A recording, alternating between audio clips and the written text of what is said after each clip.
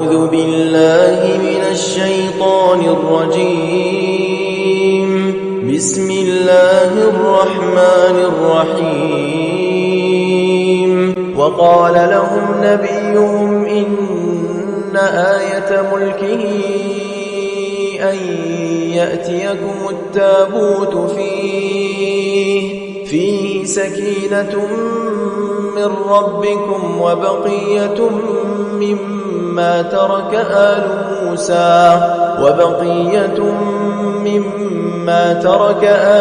موسى وآل هارون تحمله الملائكة إن في ذلك لآية لكم إن كنتم مؤمنين. ثم أنزل الله سكينته على رسوله وعلى المؤمنين وأنزل جنودا لم تروها وعذب الذين كفروا وذلك جزاء الكافرين. فأنزل الله سكينته عليه وأيده بجنود لم تروها وجعل كلمة الذين كفروا السفلى وكلمة الله هي العليا والله عزيز حكيم. هو الذي أنزل السكينة في قلوب المؤمنين ليزدادوا إيمانا مع إيمانهم ولله جنود السماوات والأرض وكان الله عليما حكيما. لقد رضي الله عن المؤمنين إذ يبايعونك تحت الشجرة فعلم ما في قلوبهم فأنزل السكينة عليهم وأثابهم فتحا قريبا. إذ جعل الذين كفروا في قلوبهم الحمية حمية الجاهلية فأنزل الله سكينته على رسوله وعلى المؤمنين وألزمهم كلمة التقوى وكانوا أحق بها وأهلها وكان الله بكل شيء عليما. وقال لهم نبيهم إن آية ملكه أن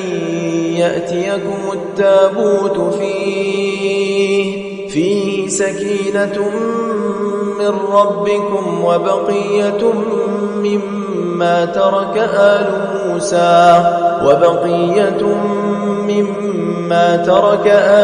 موسى وآل هارون تحمله الملائكة إن في ذلك لآية لكم إن كنتم مؤمنين. ثم أنزل الله سكينته على رسوله وعلى المؤمنين وأنزل جنودا لم تروها وعذب الذين كفروا وذلك جزاء الكافرين. فأنزل الله سكينته عليه وأيده بجنود لم تروها وجعل كلمة الذين كفروا السفلى وكلمة الله هي العليا والله عزيز حكيم. هو الذي أنزل السكينة في قلوب المؤمنين ليزدادوا إيمانا مع إيمانهم ولله جنود السماوات والأرض وكان الله عليما حكيما لقد رضي الله عن المؤمنين إذ يبايعونك تحت الشجرة فعلم ما في قلوبهم فأنزل السكينة عليهم وأثابهم فتحا قريبا إذ جعل الذين كفروا في قلوبهم الحمية حمية الجاهلية فأنزل الله سكينته على رسوله وعلى المؤمنين وألزمهم كلمة التقوى وكانوا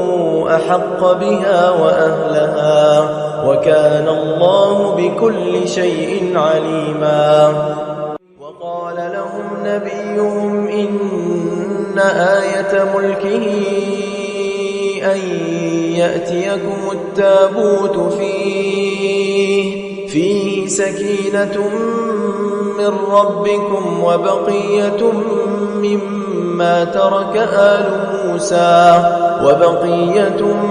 مما ترك آل موسى وآل هارون تحمله الملائكة إن في ذلك لآية لكم إن كنتم مؤمنين ثم أنزل الله سكينته على رسوله وعلى المؤمنين وأنزل جنودا لم تروها وعذب الذين كفروا وذلك جزاء الكافرين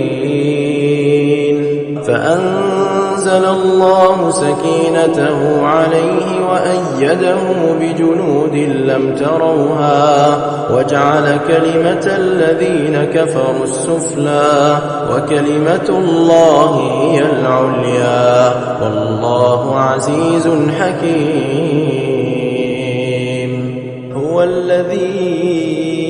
أنزل السكينة في قلوب المؤمنين ليزدادوا إيمانا